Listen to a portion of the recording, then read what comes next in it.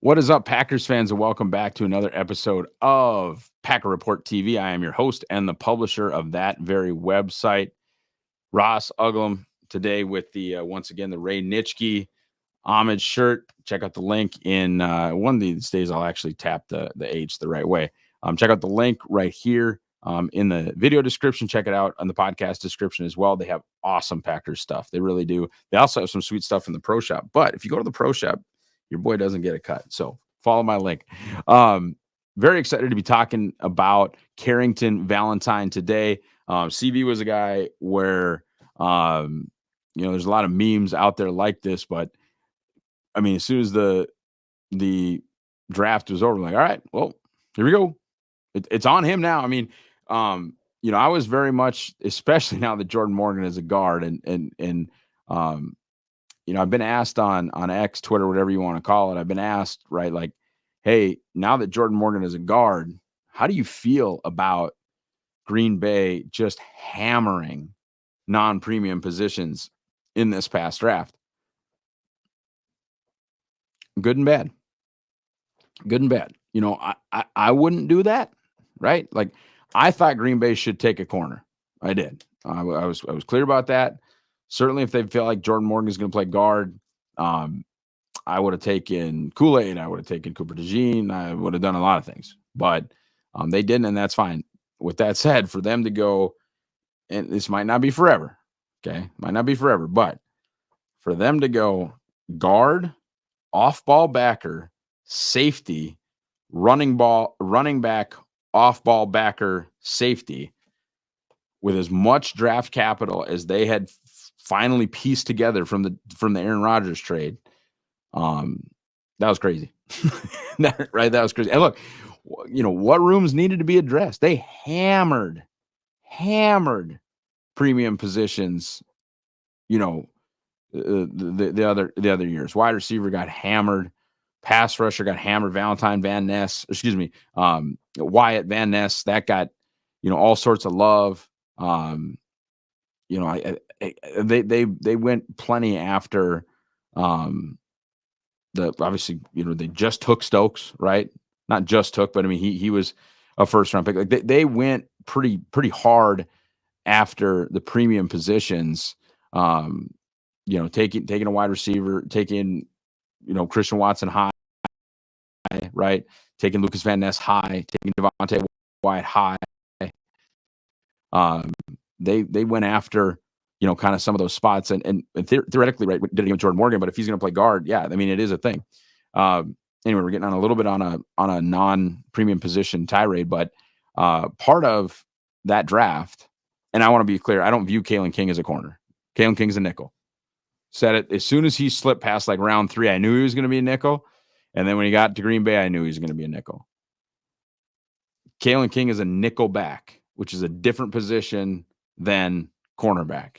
Now, look, if a million guys get hurt and he has to play outside corner, they're going to play him there. But I don't think that's going to be his professional path. And so, to me, they just didn't take a corner. And that puts a lot on Carrington Valentine's plate. I'm not saying he's incapable of it, but he's a 7th-round rookie coming into his second year, or 7th-round pick coming into his second year. With that said, most 7th-round rookie cornerbacks don't play like he did last year.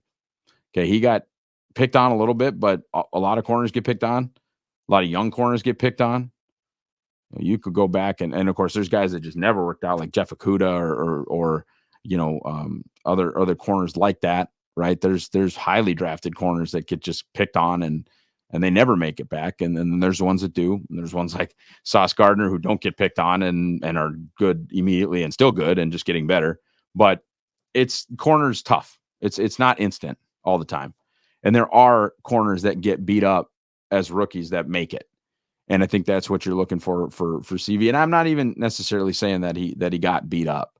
But he got picked on to the point where you can't come into this season just going, oh yeah, he's good. Like, hey, if Stokes doesn't work out, we're good there. Okay, he's got to be good. He's got to be good. I will say this. Let's use the power of positivity. I was just tweeting about that with Jeff Hafley. Hopefully got my new Smiling Jeff meme to replace my scary Joe Barry Rams meme, because things are going to be better on defense, right? Power of positivity. I will say I went back and looked at every snap that he took in press coverage. He was a different corner. He didn't give up much, and when he did give up stuff, it was like perfect passes and perfect catches. Receivers get paid too, quarterbacks get paid too. But he is a different animal in press. And I will say too, like his attitude, the way he talks constantly, he's not a passive zone corner. He wants to go at guys. And maybe as a 7th round pick, like ultimately the maybe times he loses that battle. But I love the fight. And you look at his athletic upside, it's there. You look at that SEC pedigree, it's there. Like I thought he should have been a 4th or 5th round pick. And I wasn't like jumping up and down when they got him, but he was definitely one of my like plus value picks. And I thought he was a real NFL player. I think he's showing that he can be a real NFL player. I think they hired the exact defensive coordinator to work with him. I think Jeff Hafley might be the Carrington Valentine whisperer. And I think if there was a coach to pull as much as you possibly can pull out of Carrington Valentine and make him a suitable starter, they have him. They're just quotes. And today I'm recording this on Tuesday, July 30th. Not 100% sure when you guys are getting this, but go and look. And Matt Schneidman had him.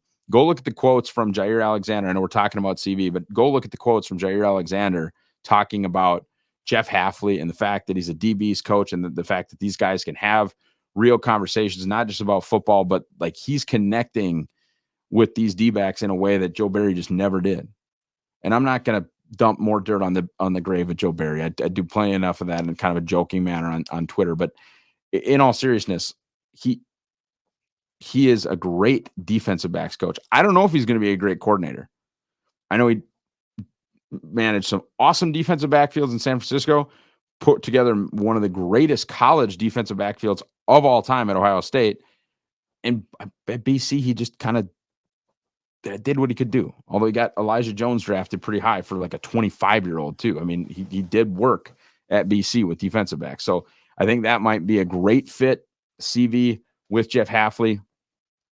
I also think with with Eric Stokes, I could be wrong, right? Goody loves his guys. I just think that there's such a narrow window for Eric Stokes to be brought back to Green Bay now that they've declined his 5th-year options. Ross, what do you mean by that? Well, I think they kind of like Corey Valentine, right? I think they're going to draft a guy next year. I think they kind of like Carrington Valentine, and they're super committed to both Keyshawn Nixon and Jair Alexander. Plus, they're going to have Kalen King for nothing coming up. So, I mean, I think this goes kind of one of two ways, right? Like, I've heard all the right things in camp. I've seen some decent stuff in camp from Eric Stokes. I need to see it on an NFL football field. I still think there's a chance he's cooked. Maybe he's not. That'd be great. It'd be great for the 2024 Packers. But if he's not cooked and he runs a 4.28 and he even plays like he did as a rookie this year.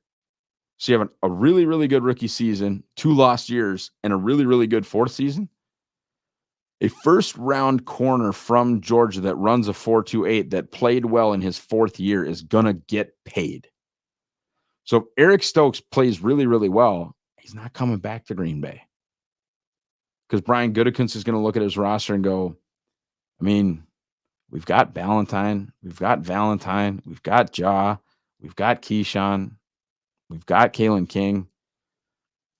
That money needs to go to Zach Tom, or that money, we need to start looking at Van Ness's extension. That money's got to go to Christian Watson. Like, I just don't think it's going to happen. Or he's cooked and then he just, signs for $3 million somewhere next year. Probably not in Green Bay.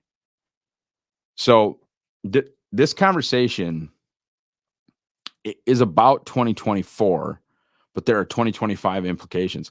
Speaking of 2024 implications, and I'm sure he could move back. It's probably just a cross-training thing, but that they've moved Valentine into the slot, at least in practice, is kind of crazy to me and puts even more pressure on Valentine, because Valentine was a very passable outside corner, which honestly in the NFL are kind of worth their weight in gold, but he was very passable.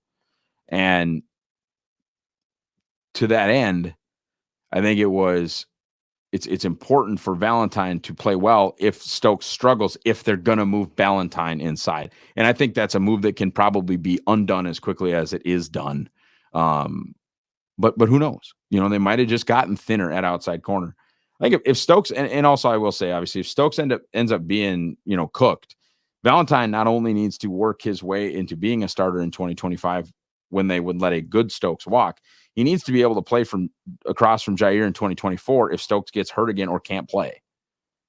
Because my opinion, watching Jair in practice, just sort of sensing the vibes, and Jair's a very vibes guy, in my opinion. I don't know him. We're not friends, but I think when vibes have not been great, he has also played not great. When vibes have been good, he's gritty dancing on Justin Jefferson's grave, right? And right now, it seems like vibes are good. I think you're going to get an all-pro season from Jair.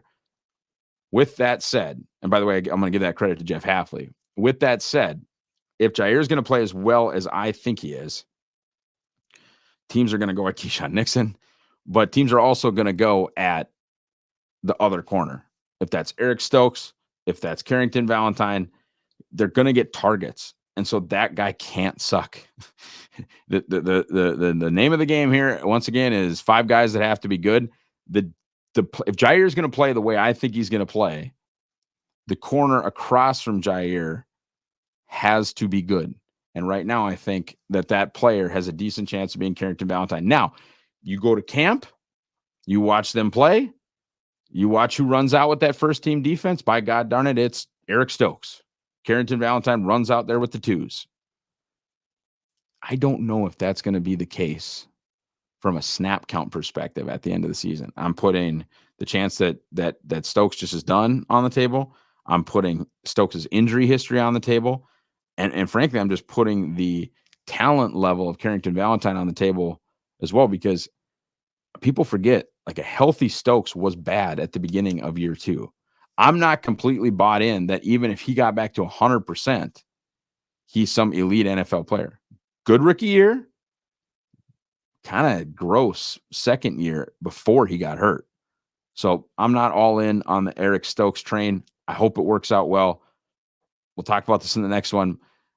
I don't mind being wrong, especially when it benefits the Green Bay Packers. Once again, in reference, and when I say once again, I'm referring to the video we did about Rasheed Walker. In reference to the Jordan Love contract, if the Packers can pay guys at the premium positions peanuts, and Carrington Valentine as a 7th-round pick makes super peanuts. Okay, so he's going to make nothing this year. He's going to make nothing next year. And because he's just a second-year player, he's going to make nothing the year after that. And you could do an extension where that first extension year is super reasonable.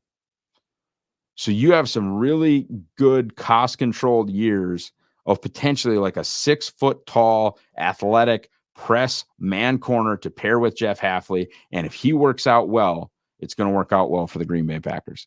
Guys, thanks so much for watching or listening. If you are on the podcast side, check out my homage link. Check out this sweet gear. We've got some other Packer Report gear coming out soon. You can find me on Twitter or X. I'm at Ross Uglum. We are at Packer Report 66. And do everything you're supposed to do right here on the Pack-A-Day Podcast YouTube channel.